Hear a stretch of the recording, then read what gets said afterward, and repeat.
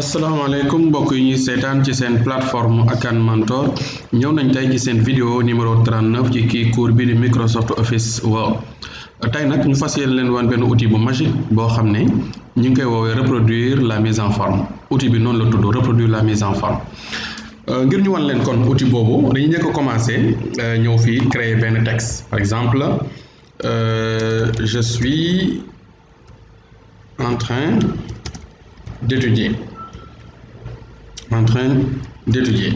ma ñëwaat créé waat beneen texte jàngaloon nañ leen nooy corriger dañuy def clic droit yenn saa yi nag bu fekkee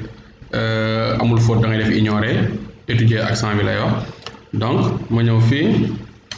créé waat encore beneen je pars je chante pour tous ñëwaat encore beneen def je suis un étudiant voilà donc gis ngeen ne am nañ fi ñetti texte léegi xaar ñu jël bi mettre en forme dañ koy sélectionner ba noppi ma def ko en gras mën naa yokk sax taille bi par exemple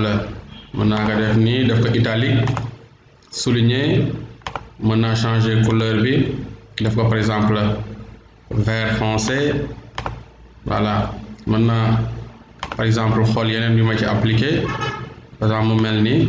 yokkaat taille bi ba mu gën a mag par exemple ma def ko taille 26 et cetera nga def sa mise en forme yëpp ba nga xam ne am nga ni nga bëgg mu mel ko léegi nag boo su fekkee da nga bëgg texte bii ci suuf mel comme nii exactement donc da nga am benn outil bu tudd reproduire la mise en forme donc da ngay daal di sélectionner texte bi nga ñëw fii ci onglet accueil gis nga outil bi li mel na pinceau reproduire la mise en forme donc boo ko cliquer gis nga da ngay daal di ñëw fii gis nga ne souris bi mi ngi ànd ak pinceau bi nga sélectionner texte bi nga xam ne moom nga bëgg mu mel comme bi ci kaw boo bàyyee rek dafay daal di jël mise en forme bi automatiquement gis nga am nga aussi beneen possibilité mooy au lieu que nga dem ci onglet accueil gis nga boo sélectionner nii texte bi ba bàyyi rek gis nga fii daf la koy indil nii reproduire la mise en forme nga daal di koy cliquer ñëw donc nii ngay def daal di bës gis nga boo ñëwee fii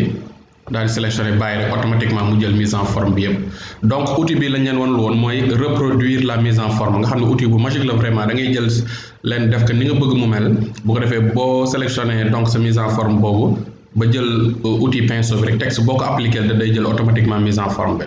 léegi nag am na beneen outil boo xam ne jàngaloon nañ leen ko mooy outil magique bii nga xam ne moom mooy effacer toute la mise en forme donc su ma ñëwee nii tey par exemple